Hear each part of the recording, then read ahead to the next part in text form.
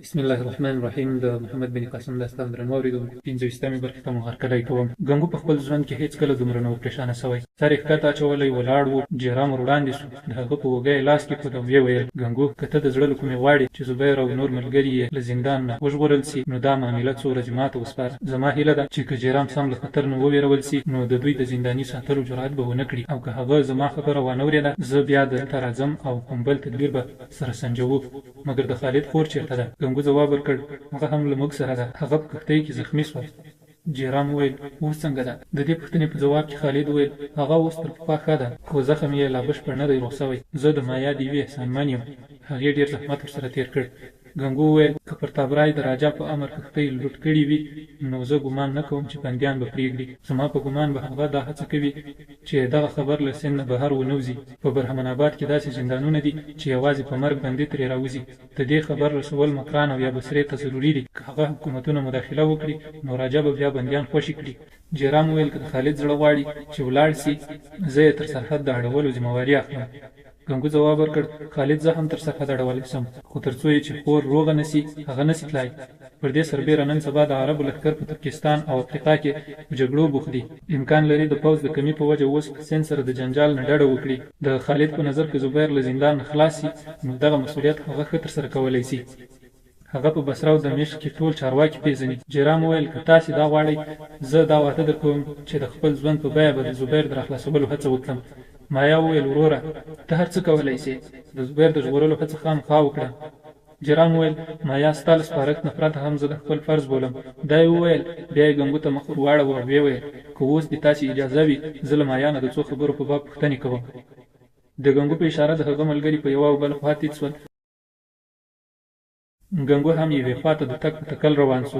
خالد ته یې وویل: ناهید ته ورسه، که زندانیانو ته څه پیغام استوي، ترې وپوښته. خالد چې کلا ته دننه ولاړ، ناهید د دروازې په درشل ولاړه وه. ورته ویې ویل: ناهید، ته چې لږ راسمبال سي، بیا ګرځې راګرځې، باید په بستره وغځېږي چې ښه روغه سي. ناهید د هغه د دې خبرې څه پروا ونه کړه. ویې ویل: په جیرام بیچاره دې ظلم وکړ، د مایا په باب مو څه پرېکړه وکړه؟ خالد ځواب ورکړ: د مایا په باب تر اوسه څه فیصله نه ده سوې. ورور او خور اوس څه خبرې سره لري، غالبا به هغه له جیرام سره ولاړه سي. جیرام له زندانه د زبیر د راخلاصولو وعده وکړه. هغه چې راخلاص سي، د مکران له لارې به بصرې ته ولاړ سي او زموږ په باب به خلیفه خبر کړي. د ښځو او ماشومانو د خلاصون لپاره له دې پرته بله لار نسته چې زموږ حکومت مداخله وکړي. ناهید وویل: ما دا خبرې اورېدلې دي، خو زه ویرېږم لکه څرنګه چې د پلارجان په معامله کې د سند حکومت ځان ناکار اچولی و، دغسې به په دې بندیانو هم خوله پټه کړي او معامله به سړه سي. ما اورېدلي دي چې د بصرې حاکم ډېر زړور دی، خو د سند خواته یې چې پام نسته. دلیل یې دا دی چې په دې وخت کې د عربو ټول پوځونه په افریقا او ترکستان کې په جګړو بوخت دي. خالد پریشانه سو او ویې ویل: زه نه پوهېږم، خو زه د خدای جل جلاله له رحمت نه مایوسه نه یم، هغه به خامخا زموږ مرسته کوي. ناهید وویل: ما یو تدبیر سنجولی دی. زه د بصرې حاکم ته یو لیک استوم. که جیرام زبیر وژغورلی سو، ورته ووایه چې دغه لیک هغه ته ورکړي. که زما لیک د بصرې په حاکم تاثیر ونه کړي، د بصرې په خلکو به خامخا اثر کوي.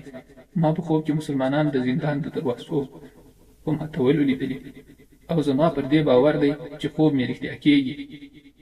خالد وویل: نو ته دننه ولاړه سه، لیک ولیکه، خو ته به یې په څه لیکې؟ هو، واخله، دا زما په دسمال یې ولیکه. خالد له خپل جیب نه دسمال راویوست، ناهید ته یې ورکړ او ویې ویل: ته لیک ولیکه، زه جیرام ایساروم. بهر مایا خپل ورور ته خپل داستان واوروه. په پای کې جیرام له مایا نه وپوښتل: مایا، تا ته خو به دلته څه تکلیف نه وي؟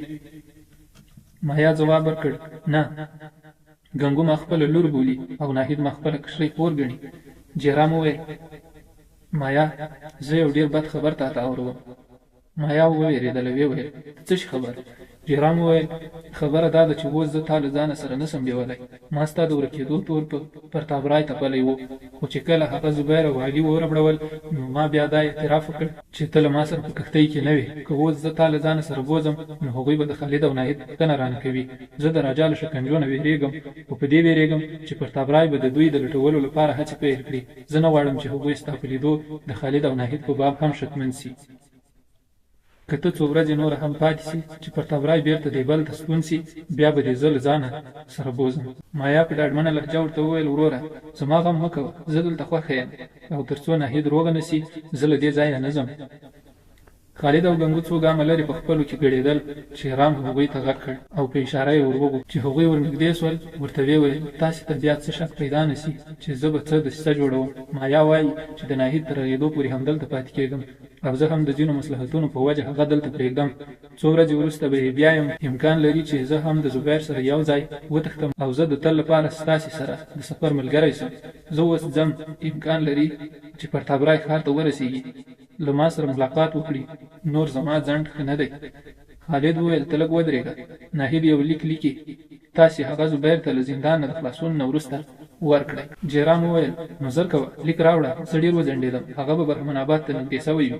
ګنګو وویل چورت مه وهه، موږ به تا له هغوی نه وړاندې په یوه لنډه لاره برهمن آباد ته ورسوو. جیرام وویل زه یوازې یو تن له تاسې نه بیایم، خو دا ضرور ده چې هغه به په برهمن آباد کې څوک نه پېژني چې که څه خطرناک حالات راغلل زه به هغه تاسې ته د احوال لپاره راواستوم. ګنګو وویل ته د آسو له ځانه سره بوځه. ماسپښین جیرام د آسو په لارښوونه په ځنګل کې روان شو.